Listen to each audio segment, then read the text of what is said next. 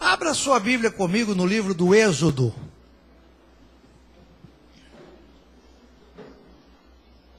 No capítulo 19.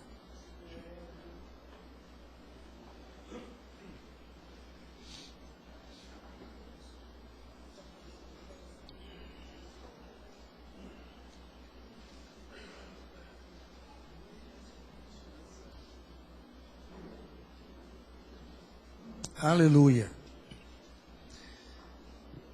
O capítulo 19 do livro do Êxodo, irmãos, começa dizendo assim, versículo 1: Ao terceiro mês da saída dos filhos de Israel da terra do Egito, no mesmo dia, vieram ao deserto de Sinai. Tendo partido de Refidim, vieram ao deserto de Sinai e acamparam-se no deserto. Israel, pois, ali acampou-se de fronte do monte.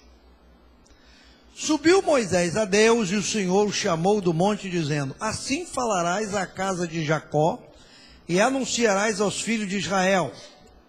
Aí Deus disse: Vós tendes visto o que fiz aos egípcios, como vos levei sobre asas de águias e vos trouxe a mim.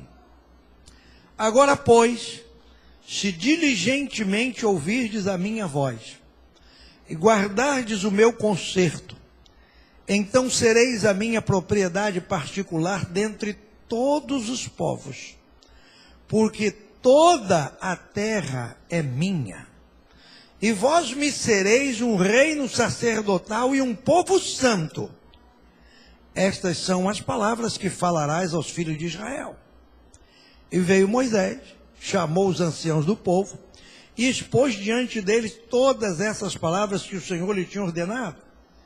Então todo o povo respondeu a uma voz e disseram: Tudo o que o Senhor tem falado, faremos. E relatou Moisés ao Senhor as palavras do povo. Esse texto, irmãos, esses dias tem estado no meu coração, porque estamos concluindo um tempo na nossa vida. Estamos terminando um ano que para nós dura 365 dias, cada dia tem 24 horas, cada hora 60 minutos, cada minuto 60 segundos, não é assim? Esse é o nosso tempo. É o tempo do homem. É a nossa contagem. E é interessante que o tempo hoje passa muito rápido. O tempo está voando. Isso devido a alguns fatores que estão acontecendo na nossa terra. E ela está girando mais rápido em torno do seu eixo. Mas as horas continuam, os dias estão aí, o ano está diante de nós, e tudo está passando muito rápido.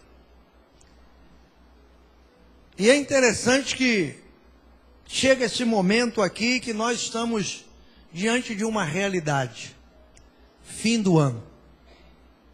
Chegamos a um ponto, fim do ano. Não é? Quer queiramos ou não, daqui mais 3 dias, termina o ano. Chegamos ao fim do ano. E quando a gente chega ao fim de alguma coisa, a gente sempre faz o quê? Uma reflexão, não é? Cheguei até aqui. Puxa, como foi chegar até aqui? Foi fácil? Foi difícil? Foi trabalhoso? Quanto me custou chegar até aqui? O que eu tenho que aprender com a minha caminhada até aqui? Pensando nisso, esse texto veio ao meu coração. Deus, de uma forma especial e gloriosa, a Bíblia diz aqui, no versículo 4, não é? Deus dizendo para o povo de Israel: Vós tendes visto o que fiz aos egípcios, como vos levei sobre asas de águia e vos trouxe a mim. Sair do Egito e chegar até o Sinai, irmãos, a Bíblia diz no verso 1 que durou apenas 3 meses, ao terceiro mês da saída dos filhos de Israel, no mesmo dia, chegaram no Sinai. Mas quando a gente lê a história, esses 3 meses não foram fáceis, não é? Foram 3 meses de muita luta, até mesmo de desânimo, até mesmo de descrença.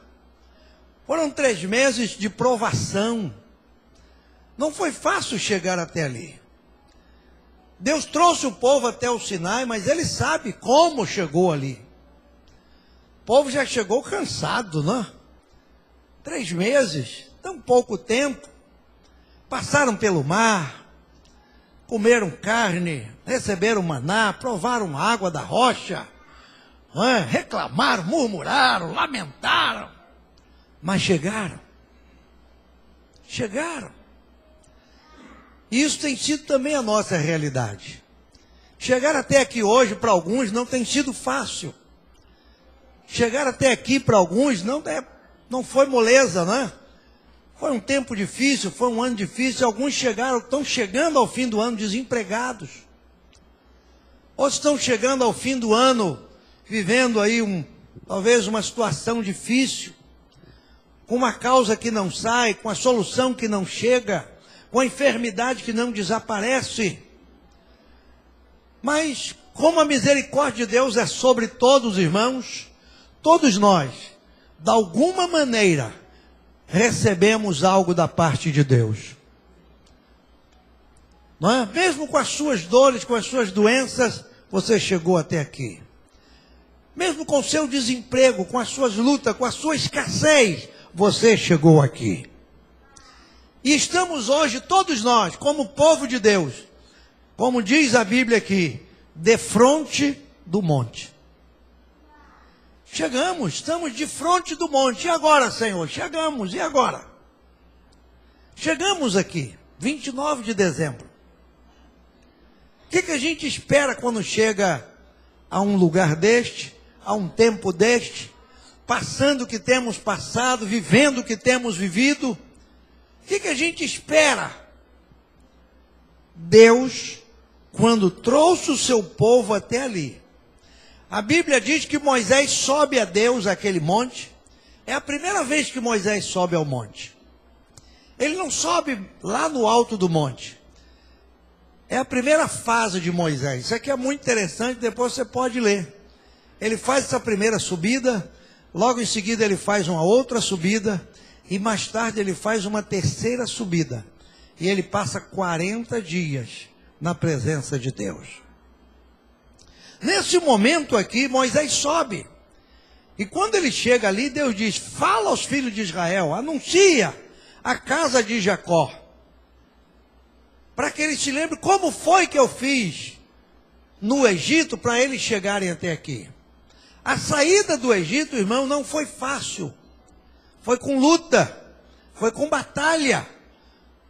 Não é? Eles não saíram do Egito por causa das rãs, nem por causa das moscas, nem por causa das trevas, nem por causa das feridas, nem por causa do sangue na água, nem por causa de que mais? Hein? Das moscas, não é? Dos piolhos, de tantas coisas que Deus teve que fazer contra os egípcios. Mas eles saíram, na verdade, irmãos, debaixo do sangue do Cordeiro. Quando, naquela noite especial, Deus disse, cada família toma um cordeiro.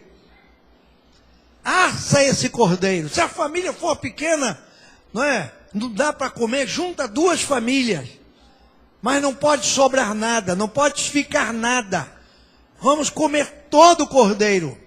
E na hora de comer, Deus disse ainda, olha, dessa maneira vocês têm que estar preparados, com calçado nos pés, com cajado na mão, com a mochila pronta, sabe? Porque é comer e partir. E eles saem, salvos pelo sangue do Cordeiro. Eles saem debaixo desse sangue precioso. Enquanto a morte reina no Egito, A Bíblia diz que na casa dos filhos de Israel não havia morte, porque tinha sangue nas vergas das portas, tinha sangue nas janelas. E a Bíblia diz, na hora do julgamento de Deus, do juízo de Deus, ele disse: vendo eu sangue, passarei por cima de vós. E foi assim que o povo saiu. Eles saíram a pé, eles saíram caminhando, eles saíram nas areias, eles saíram no meio das pedras. Mas na visão de Deus, olha como é que eles chegaram até ao Sinai. Deus disse: eu vos levei sobre asas de águias. Está dando para você entender? Hein? Aos nossos olhos, irmãos, a nossa caminhada não é fácil. Aos nossos olhos ela é difícil. Talvez se cada um pegar esse microfone agora e dizer: pastor, eu vou dizer como é que eu cheguei até aqui. Cada um vai contar uma história. Não foi fácil assim, não foi fácil assado, não foi isso, e tal, e tal. E cada um vai contar uma história. E se você olhar, a história de Deus é diferente. Sabe por que você chegou aqui? Porque Deus te trouxe com asas de águia. Você nem percebeu, mas durante toda essa dificuldade, diante de toda essa luta, diante das intempéries da vida, das situações, das adversidades, das tuas expectativas, você chegou aqui porque Deus te sustentou, aleluia. Foi Deus que te trouxe. Israel estaria dizendo: não, como é que vocês chegaram? Caminhando. Como é que vocês chegaram? A pé. Como é que vocês chegaram? Quase caindo. Como é que vocês chegaram? Tropeçando. Como é que vocês chegaram? Cansado. Mas chegaram? Chegamos. Aí Deus disse: olha, não foi nada disso. Vocês chegaram porque eu os trouxe com asas de águia. Vocês vieram voando. Vocês vieram. Chegaram até mim. Estão de frente do monte. Talvez você não tenha percebido, irmão. Hoje é uma noite de gratidão, de adoração, de louvor a Deus. Talvez você não percebeu como Deus te trouxe até aqui. Se Deus te deixasse sozinho na sua caminhada, você não chegaria. Se Deus te deixasse sozinho na estrada, você não chegaria. Se Deus te deixasse sozinho na sua situação, você não chegaria. Você chegou porque Ele te trouxe sobre asas de águias. Ele te trouxe, aleluia. Foi Ele que te trouxe. É como diz o Salmo 100, foi Ele e não nós, que nos fez povo seu e ovelhas do seu pasto. Foi o Senhor que te trouxe até aqui. Ele te fez caminhar até aqui, com toda dificuldade. Você chegou. Você triunfou, você está aqui diante dEle. E aí, Deus tem uma palavra para nós. Deus trouxe aquele povo ali, irmãos, para dar a eles uma palavra. Certamente, a palavra que Deus deu para o seu povo naqueles dias, elas servem para nós hoje. Porque nós também somos povo de Deus. Nós também passamos esse tempo caminhando. Nós chegamos até aqui.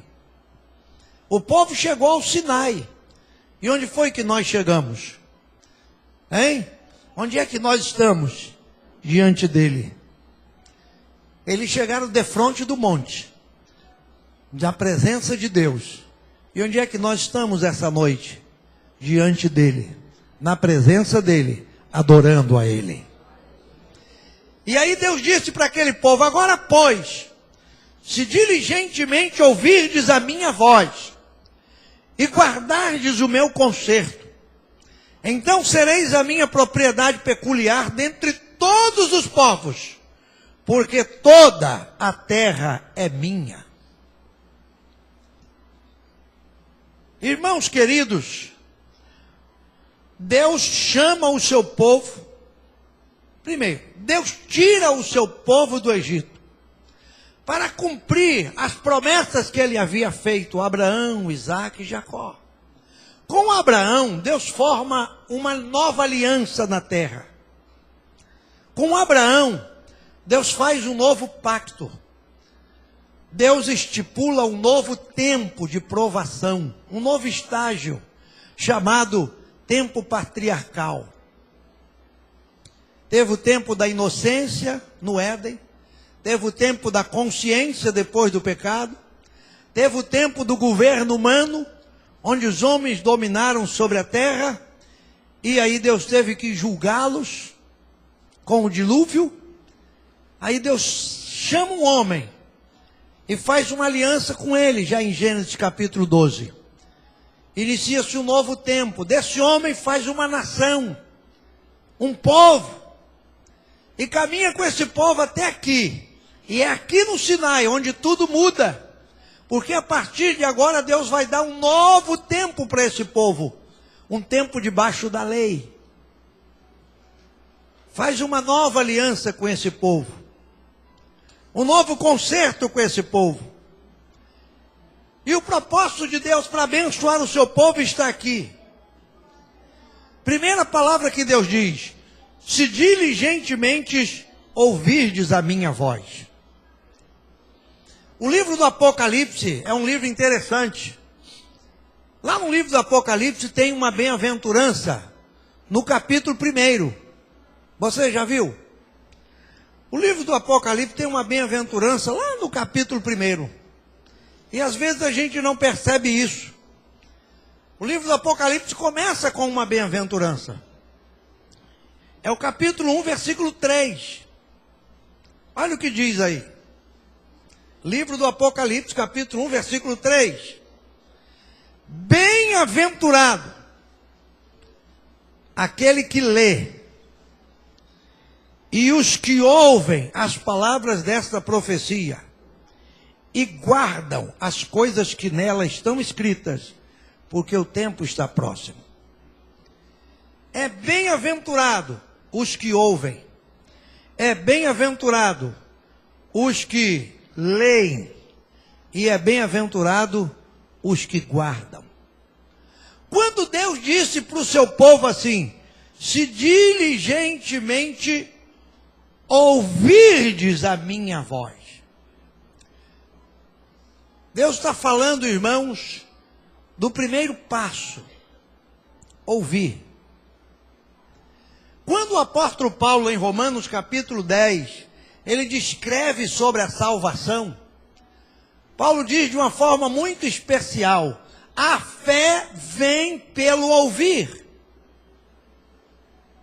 É interessante isso, não é? Paulo poderia ter dito assim: a fé vem pelo tocar, a fé vem pelo ler, a fé vem pelo ver. Não. A fé vem pelo ouvir. A audição é um dos sentidos físicos importantes na nossa relação com Deus. Deus fala. Hebreus capítulo 1, versículo 1 diz assim: antigamente Deus falou aos pais pelos profetas, de muitas e de várias maneiras. A nós, nos últimos dias, Ele nos fala pelo seu Filho. Deus fala. No livro de Jó, a Bíblia diz que Deus fala com o homem, deitado, dormindo, na sua cama. Deus fala. Deus fala através da sua palavra. Deus fala através de um louvor. Deus fala através de alguém, de um conselho. Deus fala de várias maneiras, irmãos. Deus pode usar um ímpio para falar conosco. Ele fala. Mas Ele precisa que nós ouçamos. Eu falo. Será que vocês ouvem? Aí Ele diz: se diligentemente ouvirdes a minha voz. Estamos chegando ao final de um ano. Deus falou muita coisa. Se você anotou, se você prestou atenção, se você guardou durante esse ano todo, Deus falou muitas coisas. Você ouviu muitas coisas de Deus esse ano, principalmente desse púlpito aqui. Você ouviu muitas coisas de Deus. Aí Deus disse: quando se ouve, guarda-se. Você ouviu? Agora guarde o meu conserto. Ouvir é a porta de entrada. Ouve-se. E aquilo que a gente ouve, Deus disse: guarda. Guarda. Deus fala a uma das igrejas do Apocalipse dizendo: o que tendes, retende-o até que eu venha. De uma outra igreja ele disse assim: como guardaste a palavra da minha paciência. Para uma outra igreja ele disse: guarda o que tens, para que ninguém tome a tua coroa. Deus sempre se preocupou em que nós guardemos aquilo que Ele nos dá. Seguremos conosco. Se a gente não conseguiu, irmão, guardar aquilo que Deus nos deu, nós vamos começar o ano 2014 pobres espiritualmente. Ouvimos muito, mas guardamos pouco. Nós precisamos ouvir e guardar. Esse foi o recado de Deus àquele povo. Ouçam e guardem, porque se vocês ouvirem e guardarem, então sereis a minha propriedade particular dentre todos os povos. Deus estava levando o seu povo, irmãos, para uma terra que Ele prometeu. Segundo a Bíblia, a terra que mana leite e mel. Lá estavam os habitantes da terra. Em Números capítulo 10, 11, os espias vão olhar a terra. Depois de 40 dias por ali, eles voltam trazendo o que viram da terra. E a Bíblia diz que o cacho de uva era tão grande que eles trouxeram sobre os ombros. Era uma terra extraordinária. Era uma terra fértil, uma terra abençoada. O melhor de Deus ainda estava por vir. O que Deus havia prometido era uma realidade. Mas para alcançar isso de Deus, eles só precisavam fazer em duas coisas: ouvir e guardar. Quanto de nós ouvimos e não guardamos? Aí a gente fica, não é assim? Eu estou em pé falando com vocês, apoiado em duas pernas que Deus nos deu. Não é? Estou aqui, ó, apoiado. É o ouvir e o guardar que nos apoia. Sabia disso? O apóstolo Pedro, segunda carta de Pedro, capítulo 3, versículo 18, ele diz assim: antes crescei na graça e no conhecimento. O conhecimento é o ouvir. A graça é o guardar. Nós precisamos disso na nossa vida espiritual. Deus disse: se vocês fizerem isso, vocês serão a minha propriedade particular dentre todos os povos, porque toda a terra é minha. O que Deus está dizendo, irmãos, em outras palavras, o que eu estou prometendo a vocês, diante da grandeza desse planeta, é tão pouco. É tão pouco. Toda a terra é minha. Eu posso te dar muito mais do que isso. É isso que o apóstolo Paulo em Efésios 3:20 diz. Paulo diz lá em Efésios: ora, Deus é poderoso para fazer muito mais abundantemente além daquilo que pedimos ou pensamos, segundo o poder que em nós opera. Por que Deus pode fazer muito mais? Porque tudo é dele. Tudo é dele, irmãos. Tudo é do Senhor. Ele pode nos dar muito mais. Ele pode te abençoar muito mais. Ele pode te enriquecer muito mais. Ele pode te prosperar muito mais. Ele pode te abençoar muito mais. Mas para isso ele disse: ouça e guarde. Segura. Não joga fora o que eu tenho falado contigo. Não joga fora as minhas palavras. Guarda, segura aí. Vocês serão meu povo, minha propriedade. Toda a terra é minha. E Deus dá como quer. Um dos prazeres que Deus tem na sua palavra é dar a sua bênção aos filhos dos homens. Só que a Bíblia diz que Ele dá a quem quer e como quer. Porque Ele é soberano, Ele é Senhor. Ele tinha muito mais para dar ao seu povo. Israel hoje está vivendo numa estreita faixa de terra, lutando com adversário de todos os lados. Por quê? Porque simplesmente ouviu e não guardou. Esqueceram-se de Deus. Depois de entrar na terra, de desfrutar da terra, dos benefícios da terra, anos mais tarde, foram para um cativeiro. A cidade que construíram com tanto esforço foi queimada. 70 anos de exílio, voltaram, reconstruíram. Nos anos 70, Roma invade Jerusalém e destrói tudo. 14 de maio de 48, independência de Israel, uma luta. Está lá um povo brigando por uma estreitinha faixa de terra, terrivelmente. Quando Deus disse para aquele povo: se você ouvir e guardar, vocês serão meu povo. Serão um povo especial, um povo peculiar. E tem mais, porque quando você vê aqui, ó, é interessante. Deus diz assim: olha, serão minha propriedade, serão diante de todos os povos, porque toda a terra é minha. Tudo é de Deus, irmãos. Tudo é dele. E ele disse: ouçam, guardem. Vós me sereis um reino sacerdotal. O que Deus queria de Israel? Israel se levantasse como uma nação de sacerdotes na terra. Qual é o papel de um sacerdote? Sabe não? É levar do povo para Deus. O profeta, ele traz de Deus para o povo. O sacerdote, ele pega do povo e leva para Deus. O sacerdote recebe as queixas do povo, os pedidos de oração do povo, as necessidades do povo, os pecados do povo, e coloca diante de Deus. Deus disse: eu queria que vocês fossem assim. A igreja precisa ser isso, irmãos. O apóstolo Pedro fala disso.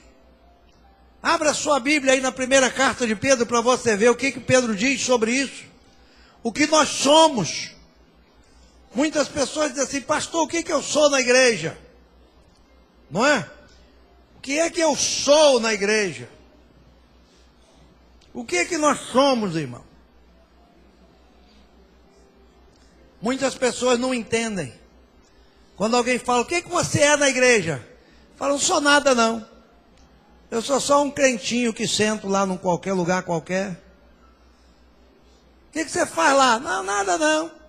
Nada não. Eu sento, fico por lá, esperando a hora passar, olhando para o ponteiro do relógio, correndo assim. Olha o que a Bíblia diz que nós somos. 1 Pedro capítulo 2. Versículo 9. Mas vós sois o quê? Que mais? Que mais? O que mais? Olha só. Quantas coisas nós temos aí? Geração, uma. Sacerdócio real, duas. Nação santa, 3. Povo adquirido, 4. E você diz que não é nada.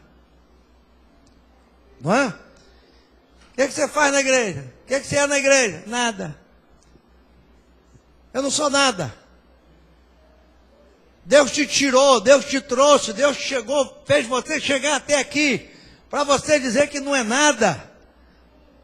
Aí Pedro diz, nos lembrando: vós sois a geração eleita, o sacerdócio real, a nação santa, o povo adquirido, para que anuncieis as virtudes daquele que vos chamou das trevas para a sua maravilhosa luz.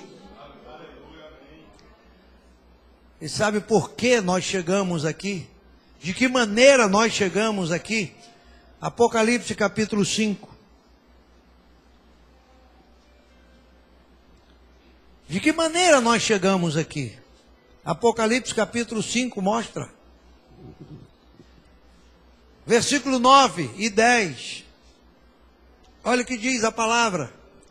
E cantavam um novo cântico, dizendo: digno és de tomar o livro e de abrir os seus selos, porque foste morto, e com o teu sangue compraste para Deus homens de toda a tribo, e língua, e povo, e nação. E o verso 10 diz o quê? Os fizestes, e eles reinarão sobre a terra. Sacerdote você já sabe que é, porque Pedro disse, sacerdócio real. Lá em Pedro nós tínhamos 4, aqui tem mais um, 5. O que você é aqui, que somos 4 de lá? Hein? O que tem aqui que somos 4 de Pedro que forma 5? O que tem aqui? O que nós somos aqui? Reis! Então você é geração eleita, povo adquirido, sacerdócio real, nação santa, rei. 5. E você diz que não é nada. E por que somos isto? Porque simplesmente mudamos de religião? Não. Simplesmente entramos por uma igreja? Não. Somos isto porque fomos comprados para Deus. Somos o que somos porque Deus nos comprou. Deus pagou o nosso preço. Sabe, irmão? A nossa história com Deus é uma história interessante. Deus nos fez. Nós somos feituras da mão de Deus. Deus nos fez a sua imagem e sua semelhança. Não é assim? Deus nos fez. Agora, para sermos dele, veja bem, como é que você faz uma coisa e aí para aquela coisa ser sua você tem que comprá-la? Deus nos fez. Todos nós somos feituras da mão de Deus. Mas para sermos dele, ele nos comprou. Ele pagou o nosso preço. Porque o pecado roubou-nos de Deus. O pecado nos tirou da presença de Deus. Roubou a comunhão. E aí Deus foi lá e nos comprou da mão do pecado. Daquele que tinha um domínio sobre o pecado. Quanto custa essa alma? Muito cara. A Bíblia no livro dos Salmos diz que se alguém desse toda a riqueza da sua fazenda por uma alma, não daria certo, porque o preço é caríssimo. E aí Pedro disse que não foi com ouro, nem com prata, nem com coisas corruptíveis que Deus nos resgatou. Apocalipse diz que os anciãos cantavam, adoravam e bendiziam aquele que era poderoso de abrir o livro, porque ele foi morto e com seu sangue comprou para Deus. Comprou gente do mundo todo e os fez reis e sacerdotes. Então, meus amados, nós não somos um qualquer nessa vida. Você chegou até aqui diante de Deus e Deus te diz: vocês são um reino sacerdotal, um povo santo. Foi isso que Deus disse para Israel aqui em Êxodo 19. E vós me sereis um reino sacerdotal e um povo santo. É isso que Deus quer de nós. Se quisermos um ano de 2014 abençoado, se quisermos um ano de 2014, irmãos, um ano próspero, nós precisamos ouvir mais a Deus, guardar mais as palavras de Deus e assumir o nosso lugar no reino de Deus. A igreja precisa assumir o seu papel no reino de Deus. O que nós somos? Um reino sacerdotal. O sacerdote, ele pega os dilemas, os problemas, as situações, as queixas, as necessidades do povo e coloca diante de Deus. Esse é o papel da igreja, irmãos. Sabia disso? Esse é o papel da igreja. Às vezes a gente vem para um culto como este e a gente não traz nada em nossas mãos. A gente vem de mão vazia. Sabe o que eu vou sugerir a você? Sabe não? Você trazer pelo menos um papel escrito no próximo culto. Vamos para um bloco, um bloquinho de papel. Bate no vizinho. Ô, seu vizinho, é que eu estou indo para a igreja agora e eu queria anotar aqui a sua necessidade. O senhor tem alguma necessidade de oração? Ô, vizinho, que bom. Escreve aí, vizinho. Estou precisando disso. Escreve aí. Ô, que bom. Se eu vou orar, vamos orar. Porque nós somos sacerdotes. Nós somos um reino sacerdotal. Não é? Eu quero levar as suas necessidades para Deus essa noite. Eu quero apresentar suas causas ao meu Senhor. Vai no outro vizinho. Opa, olha aqui. Estou indo para a igreja. A senhora tem alguma necessidade? Tenho. Escreva aqui que eu vou levar. Nós somos um reino sacerdotal. Mas a gente chega de mão vazia. Como é que está o nosso vizinho? Não sei, pastor. Ele vive lá, eu vivo cá. Soube que ele anda doente. Eu ouvi dizer que o do lado está separando, o do lado está doente. O de cima está desempregado, o de baixo está batendo na mulher todo dia. Mas você sabe, né? Eu estou lá no meio daquele demônio todo que tem lá, aquele monte de demônio. Eu estou lá. Quando eu entro no prédio, eu me benzo todinho assim. Jesus, tem misericórdia. Cheio de capeta nesse lugar. E cadê o teu sacerdócio? E cadê o teu sacerdócio? Cadê a tua autoridade espiritual? Para ir nas portas e abençoar, repreender, levar o problema deles para Deus. É isso que Deus está dizendo para o povo dele. Vocês me serão um reino sacerdotal, um povo santo. Já pensaram, irmãos? A vida pensa que Deus pede muito de nós. Não, Deus só pede essas coisas, só isso. Eu trouxe você até aqui para te dizer, eu espero que você seja um povo que exerça um sacerdócio, intercedendo pelo povo dessa terra. Você lembra de Ezequiel capítulo 22, versículo 30? Lembra? O que está escrito lá? Quem lembra? Não lembram, não? Está escrito assim, ó. E busquei dentre eles um homem que estivesse perante mim na brecha, para que eu não destruísse a terra. Aí Deus diz assim, mas a ninguém achei. Você leu aí para ver se eu falei certinho? Busquei dentre eles um homem que estivesse perante mim na brecha, para que eu não destruísse a terra. Aí Deus disse, mas a ninguém achei. Não tinha ninguém. Quem é que se coloca na brecha perante Deus para Deus não destruir? Quem é?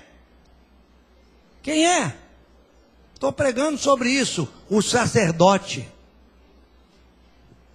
É eu e você, meu irmão. Para Deus não destruir, coloque-se diante dele por alguém. Sabe? A igreja precisa exercer isso.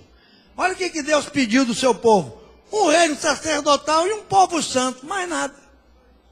Deus podia ter falado, olha, eu trouxe vocês aqui, e agora é assim. Ah,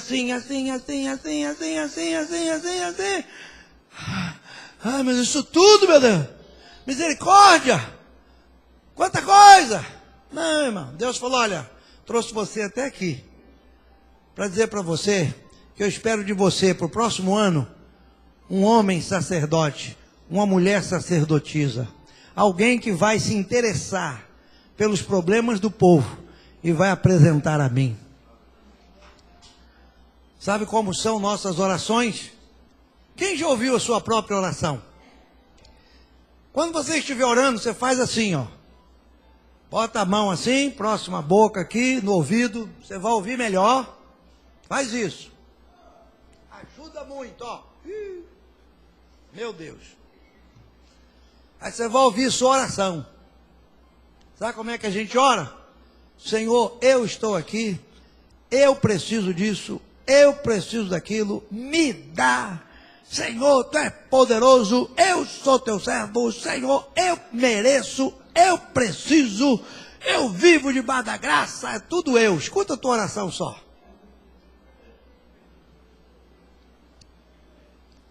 Ninguém diz assim, Senhor, eu vim aqui te adorar. Eu já te conheço, mas o meu vizinho não te conhece. O meu cunhado não te conhece. A minha irmã não te conhece. Meu filho não te conhece. Exerça o seu sacerdócio diante de Deus.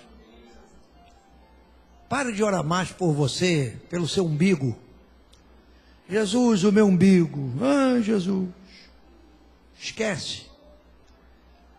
Deus te trouxe até aqui, irmãos, para você exercer um sacerdócio. A gente começa a orar pela nossa rua, pelo prédio, pelo bairro, orar pelo nosso estado, orar por essa nação, não é? Interceder, rogar, clamar, e sermos o quê? Estou terminando, um povo santo. O que Deus espera de nós, irmão? Um povo santo. Sabe o que é santo? Separado. Povo separado. Santo. Sabe? Quando você entender essa questão de ser povo santo, acabou. Povo separado. Separado para Deus, para o reino de Deus, para a obra de Deus. Um povo que é santo, não vive por aí no meio da bagunça, não. O povo que é santo é diferente do que não é santo. O povo santo, irmãos, ele influencia com a sua santidade. O povo que é santo, onde ele trabalha, todos veem a diferença. Onde ele estuda, todos veem a diferença. Por onde ele passa, todos veem a diferença. Porque a santidade não está escrita na sua testa. A santidade está no seu modo de viver, na sua comunhão com Deus. Quem vai brilhar na sua face não é o tipo de creme que você põe, é o Espírito de Deus na sua vida. Ele que vai brilhar. Deus espera de nós isto. Moisés recebeu a palavra e Deus disse assim, ó, estas são as palavras que falarás aos filhos de Israel. Moisés deve ter falado, só isso, Senhor? Só isso, mais nada. Sacerdócio e povo santo, estas são as palavras. Veio Moisés, chamou o ancião do povo, expôs diante dele todas as palavras que o Senhor tinha ordenado. Então todo o povo respondeu a uma voz e disseram, aí é que pega o negócio, olha só. Tudo o que o Senhor tem falado, faremos.